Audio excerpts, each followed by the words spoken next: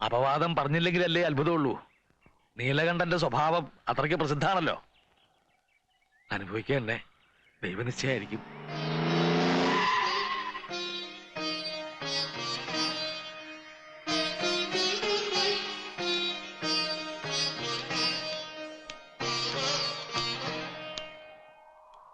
മാഷ് വിഷമിക്കരുത്.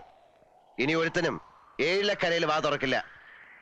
1000 കുടത്തിന്റെ വായടയ്ക്കാം, എന്നാൽ ഒരാളുടെ അടയ്ക്കാത്ത വാ തുന്നി കെട്ടാൻ എനിക്കറിയാം. അത് എനിക്ക് വിട്ടേക്കൂ. മാഷ് അതൊന്നും ഓർത്ത് വെറുതെ മനസ്സൊരുക്കണ്ട. പിന്നെ ഇതിന്റെ പേരില് ഇവിടം വിടാനുള്ള തീരുമാനം വേണ്ട. അപ്പോ അവര് ജയിച്ചു എന്നാവും. ഞാൻ കാരണം നിങ്ങളാരും തോൽക്കുന്നത് എനിക്കിഷ്ടമല്ല.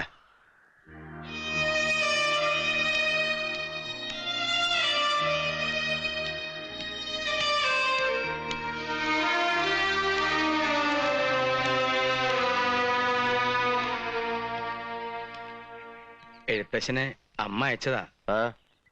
കൂട്ടിക്കൊണ്ട് ചെല്ലാൻ അയച്ചിരിക്കുന്നത്. കാണണമെന്ന് കലശലായ മോഹമുണ്ട്, അതുകൊണ്ടാ. പൊയ്ക്കോളൂ. വരില്ലാന്നറിഞ്ഞ മനോവിഷമം ഉണ്ടാവും. മനോവിഷമം ഉണ്ടാവണ്ട, വരണുണ്ട്. നടന്നോളൂ, ഞാൻ പുറകെ എത്തി. എന്റെ ശിവനെ, ഇതെന്ത് പറ്റി? ഒന്ന് കാണാന്ന് കരുതാൻ. കാണാൻ മാത്രല്ലടോ, കൂട്ടിക്കൊണ്ടുവരാൻ കൂടാ പോണ. എന്താ ഞാൻ ഈ കേക്കണേ? അമ്മ വേണം.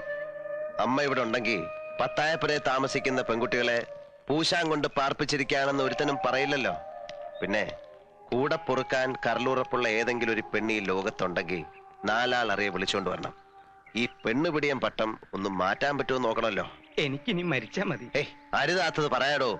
മംഗലശ്ശേരി മാധവമേനോന്റെ മകൻ യോഗ്യനായി മാറുമ്പോ കൂടെ താനും ഉണ്ടാവണ്ടേ? അപ്പോഴല്ലേ ഒരു സുഖമുള്ളൂ.